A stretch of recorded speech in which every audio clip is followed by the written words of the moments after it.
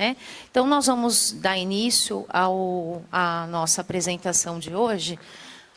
O tema de hoje é a esclerose lateral amiotrófica e os cuidados domiciliares. Quais são os problemas mais frequentes e as principais orientações? Então, para falar sobre a legislação de home care, nós vamos chamar o Dr. Oswaldo Frois, advogado. Dr. Oswaldo. Seja bem-vindo. Obrigado. Bom dia a todos.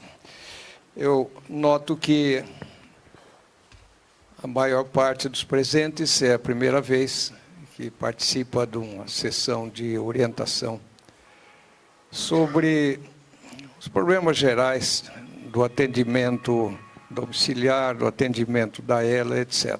Um dos problemas que envolve esta natureza de questão é a assistência médica, a assistência hospitalar, enfim, a assistência profissional, bem como o fornecimento de equipamentos, etc., etc.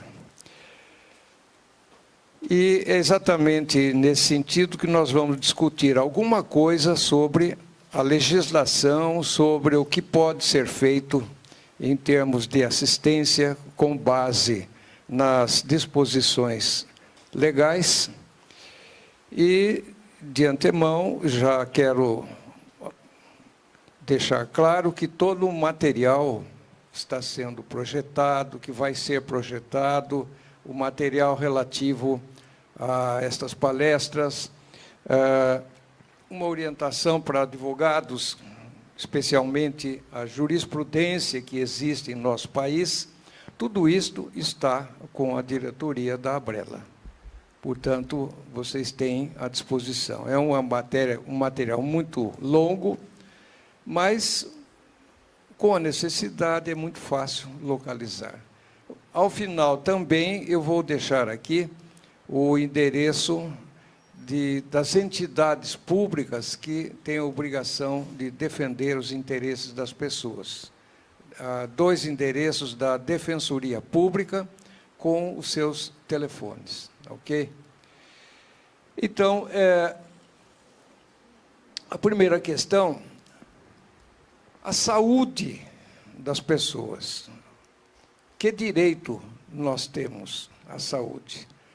O ponto mais importante nesse sentido é a própria Constituição Federal de 1988, que dispõe sobre o direito das pessoas, direito natural à saúde, e além da Constituição, que artigo 3º, 5º, 6º, 24, 170, vários pontos da Constituição dizem sobre o direito à saúde, o atendimento às necessidades das pessoas. Depois vem em complementação as leis de introdução às normas do direito brasileiro, que apenas trazem orientação em obediência às disposições da própria Constituição, o Código de Defesa do Consumidor, que é também muito importante nesse sentido, e o Estatuto do Idoso. Todo advogado sabe que estes são os pontos fundamentais para, no caso de uma ação judicial, obter aqui, então, as suas bases. O primeiro ponto importante é exatamente ressaltar que a saúde é um direito das pessoas e é um dever do Estado. Isso chama-se direito natural. Você não pode entender um Estado organizado sem que ele esteja voltado para as necessidades das pessoas.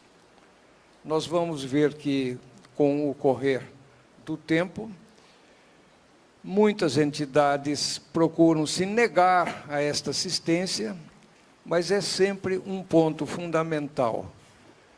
Qualquer legislação, qualquer regulamento, qualquer norma que venha de autoridades, que venha de entidades, de empresas de saúde, etc., não pode contrariar o que é fundamental, a Constituição. Porque a Constituição é exatamente a vontade das pessoas. A Constituição pode ser comparada como um candeeiro, como que é colocado, que deve ser colocado no alto da sala, para que ele ilumine a todos. O que a gente está vendo é que, com frequência, o legislador enfia esse candeeiro embaixo da mesa para iluminar poucas pessoas. Este é o grande ponto. Mas, enfim,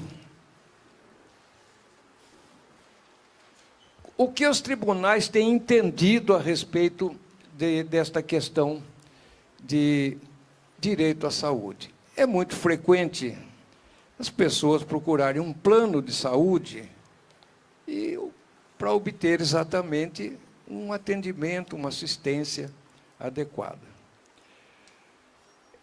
Bom de lembrar que o plano de saúde é a entidade que vai reger esses planos de saúde, é uma entidade privada, particular, mas que presta um serviço público. E são frequentes as cláusulas de exclusão de direito das pessoas. Por exemplo, o home care. É normal, a empresa cobra o plano de saúde, mas se nega a oferecer um atendimento domiciliar. Isto é ilegal. A cláusula existe, as empresas colocam estas cláusulas. Quando você vai fazer um plano de saúde, você não tem opção. É um plano de adesão. É o que a empresa quer fornecer, não é o que eu quero colocar no plano. E, por esta razão, os tribunais têm considerado muitas cláusulas destes contratos de assistência à saúde como cláusulas abusivas. São chamadas também de cláusulas leoninas. Por que cláusula leonina? Isso nasceu há muitos e muitos séculos aí, em Roma, onde não se podia criticar o imperador. Então, os escritores, os poetas, contavam historinhas de animais. Ora, um dia, disse um desses poetas, chamado Fedro, o leão reuniu todos os animais da floresta e tomou uma decisão. Falou, olha, toda a caça que for obtida, vocês vão trazer aqui. E aqui eu vou repartir esta caça. Eu vou dizer a cada um o que vai ser a sua parte. Mas lembre-se do seguinte, eu pego a minha parte, a melhor parte, porque eu sou mais forte do que vocês. Sabe, a existência de entidades como a Abrela é uma necessidade para diminuir um pouquinho a fome e a força do leão. A força está exatamente na união de esforços, de interesses, de participação de todos. E por essa razão vocês estão aqui. Por essa razão vocês estão filiados à Abrela. E este breve relato feito há tantos e tantos séculos passou a denominar-se cláusula leonina. Ora, eu sou o leão, eu pego o que me interessa, eu sou o mais forte. Portanto, vejo que os tribunais vêm entendendo o seguinte, a cláusula restritiva de cobertura deve ser examinada com prudência e interpretada favoravelmente ao paciente, dada a natureza peculiar do contrato de seguro-saúde. Ora, o Estado, em certo momento, admitiu a sua incompetência de oferecer atendimento à saúde diretamente, então ele viabilizou uma entidade público-privada, que são as seguradoras, as cooperativas, etc., de assistência à saúde. O objetivo é ganhar mais, é obter mais renda, o lucro. E estamos chegando num ponto que as pessoas não estão conseguindo pagar um plano de saúde. Tal a voracidade com que os leões, donos de seguradoras, estão aumentando o preço.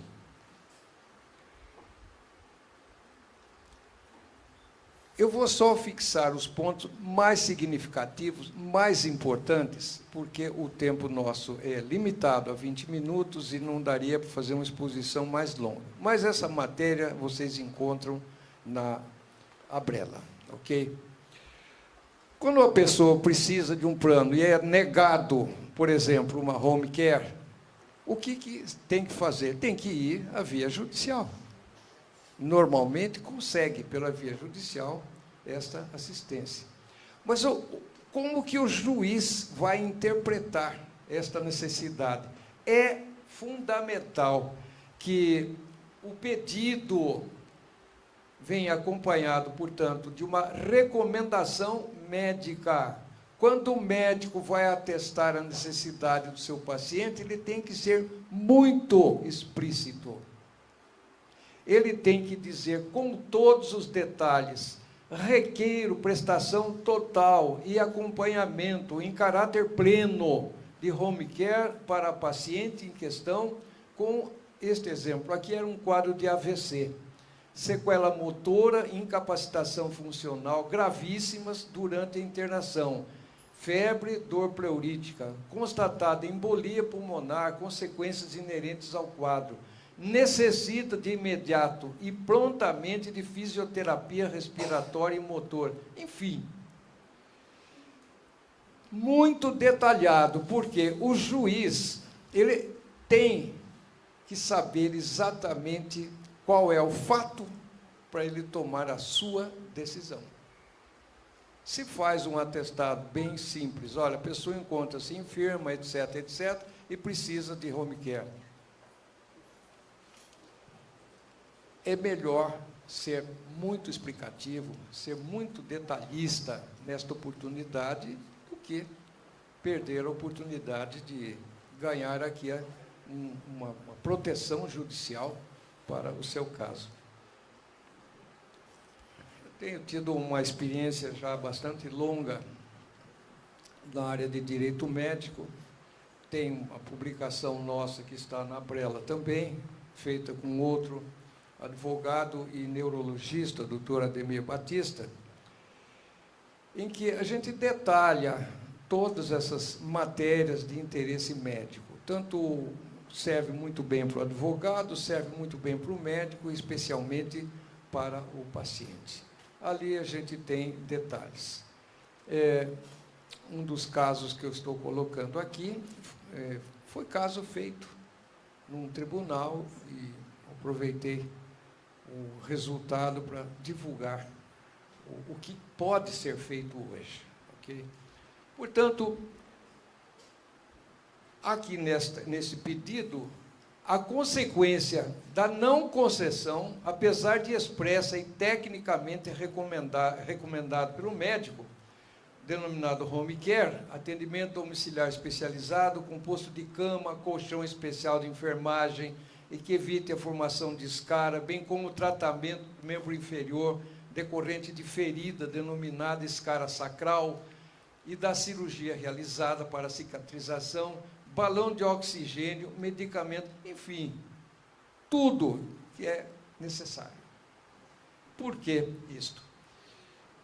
Isso aqui é de um caso que foi feito junto ao Tribunal de São Paulo. Uma senhora com 82 anos de idade, com um AVC extremamente complicado, estava em casa com a sua cuidadora, que tem uma limitação. O que ela pode fazer? Atender algumas necessidades da pessoa. Mas, quando se trata de um agravamento da condição de saúde, tem que ser um especializado. Essa senhora tinha 86 anos de idade, e a seguradora negou a assistência, dizendo o seguinte: bom, isso não consta do... Ora, é de uma infelicidade total uma coisa dessa. Quer dizer, a pessoa não tem a menor consideração pela dor do outro, mas está ganhando do outro a sua parcelinha mensal. Então, no final desse pedido, nós colocamos o questionário feito para o perito judicial. O juiz nomeia um perito para verificar o caso. Tem um questionário que precisa ser muito bem elaborado para, afinal de contas, se tomar a decisão. Esse pedido judicial, a petição inicial, teve 40 páginas. Eu nunca escrevo muito para o juiz, porque você lê 3, 4 páginas sintéticas, ótimo. Olha, fulano está me devendo tanto, está aqui a prova, o cheque dele voltou 2 vezes do banco, eu quero que ele pague, ponto. Mas um AVC, uma situação dessa de uma paciente, tem que detalhar.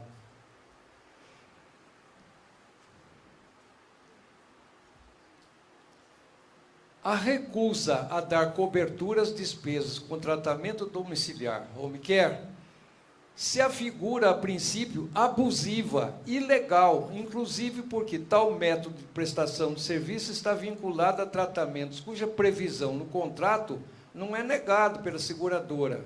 Além disso, a postura agravada está em aparente afronta ao contido no Código de Defesa do Consumidor, artigo 51, 4º inciso, já que restringe direitos e obrigações fundamentais inerentes à natureza do contrato, de tal modo a ameaçar o seu objeto e o próprio equilíbrio contratual, que está no artigo 51. Está em aparente afronta também com precedentes deste egrégio tribunal consolidados numa súmula. A súmula é quando o tribunal decide que os casos equivalentes são decididos basicamente com aquela orientação do tribunal. E a súmula do 90 diz: havendo expressa indicação médica para a utilização do serviço de home care, revela-se abusiva a cláusula de exclusão inserida no contrato, na avença, que não pode prevalecer.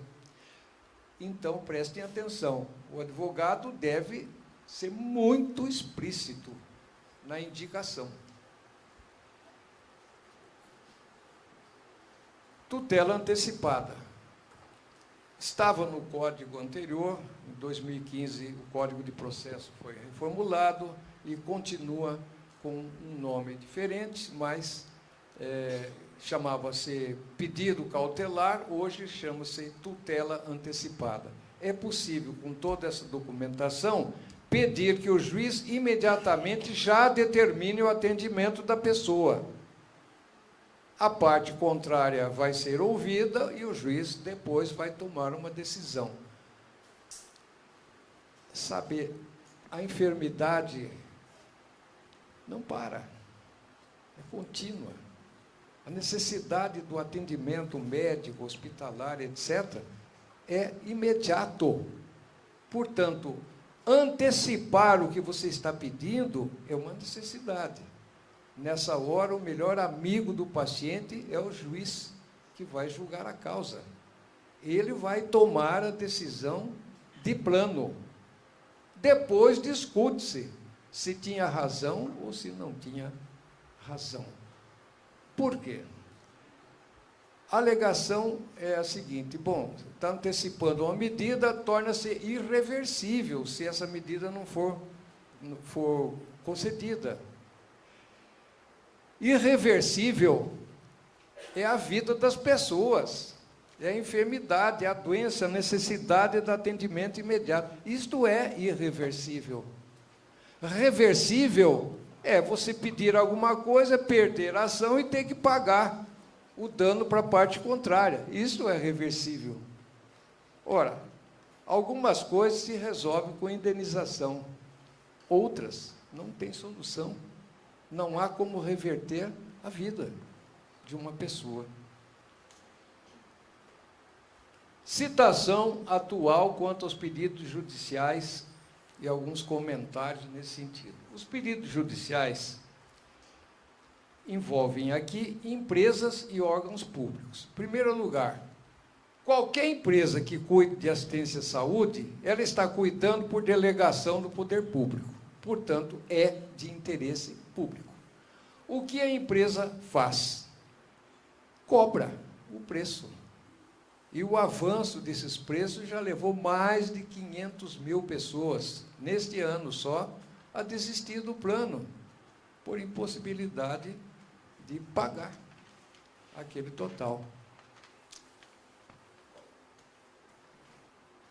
Penso que muitos aqui já viram entrevistas aqui do governadores de todos os estados brasileiros que estiveram em contato com a ilustre presidente do Supremo Tribunal Federal, pedindo que dê uma amainada nessa questão de concessões aí, etc., etc., porque a despesa do Estado está ficando muito alta. Ora, as pessoas que estão pedindo este auxílio médico são pessoas que todo dia pagam o imposto do seu pãozinho, do seu café, que pagam o imposto para tomar um copo d'água, que pagam o imposto para comprar um medicamento. É a contrapartida do Estado. Ninguém quer a doença. Ninguém. Se tal ocorre, porque somos humanos, alguém deve socorrer. E daí está o grande problema. Eu fiquei arrasado com esta reunião dos governadores com a ministra do Supremo, que não atendeu do jeito que eles queriam, obviamente, uma tentativa de diminuir um pouquinho a despesa do Estado, cortar um pouquinho esses benefícios que são concedidos, etc., etc. Não vão convencer os juízes, de forma nenhuma.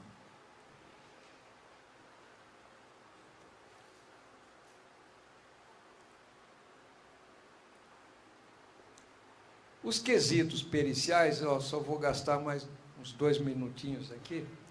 Os quesitos periciais, no caso dessa senhora que teve este AVC, foram 13 perguntas para o perito nomeado pelo juiz. O pedido, o quesito, quem vai montar isso aqui é o advogado. Ele tem necessariamente que prestar atenção nesses pontos. Por exemplo, a senhora fulano de tal possui sequelas neurológicas graves de acidente vascular cerebral? Sim ou não? Ele pode dizer, o juiz pode dizer, não, não tem. Ah, tudo bem, o senhor faça uma inspeção pessoal e vá lá na cama ver o estado dessa pessoa. O perito tem que fazer isto. E aí vai, sequelas graves que apresenta, limitam de alguma forma as atividades da paciente, ela não consegue se virar, as escaras é porque ela está numa situação tal que o próprio assistente dela, o cuidador, não consegue fazer nada. Vai por aí até o final. Auxílio e orientação nutricional podem ser importantes à paciente? Com que constância? Qual profissional deve diariamente atuar em tal segmento? Estas 13 perguntas são fundamentais para que o perito do juiz constate a situação realmente existente e o juiz vai sentenciar com base nestas observações. Bem, para encerrarmos este breve relato, estão aqui alguns endereços. Defensoria Pública do Estado de São Paulo. A função deles é o atendimento das pessoas em questões judiciais. Aqui estão o endereço, Rua Boa Vista, 150, ali no centro, bem próximo ali à estação... E agora, hein? São Bento. Isso aí. É que é tanto santo com o nome de estação, Santa Cruz, São Bento, São Joaquim, etc., que eu não consigo lembrar bem, não é? Qual é o santo da vez. Aí é o São Bento. O telefone aí está, ok? Aqui tem uma outra na Praça João Mendes, o telefone está aqui. e Rua Piratininga, 84, no Brás. Isso tudo aqui vai estar à disposição na Brela, vocês terão essas informações. Portanto, apesar da limitação de tempo, eu acho que eu consegui passar algumas ideias fundamentais. Vou apenas reforçar. Você precisa de assistência? Precisa. Se você pode ter um advogado especialmente contratado para isso, é uma situação. Se não tem esta condição, a Defensoria Pública tem esta obrigação. Segundo, no pedido, o atestado passado pelo médico tem que ser muito, muito bem explicado, muito bem detalhado. Terceiro ponto, feito o pedido, não esquecer que a questão pericial tem que ser orientada pelo médico. O médico é fundamental nesta hora. Quais são as perguntas que serão feitas ao perito do juiz? O paciente tem o direito de nomear um assistente pericial médico para o caso. Mas é muito importante pensar nesses 3 pontos aqui. Ok? Olha, é sempre um prazer a gente participar dessas promoções que faz a Brela, porque nós entendemos a altura, a profundidade e a importância disto para todos. A sua atenção, a presença, e mais tarde a gente pode responder a perguntas particularmente. Muito obrigado. Bom dia.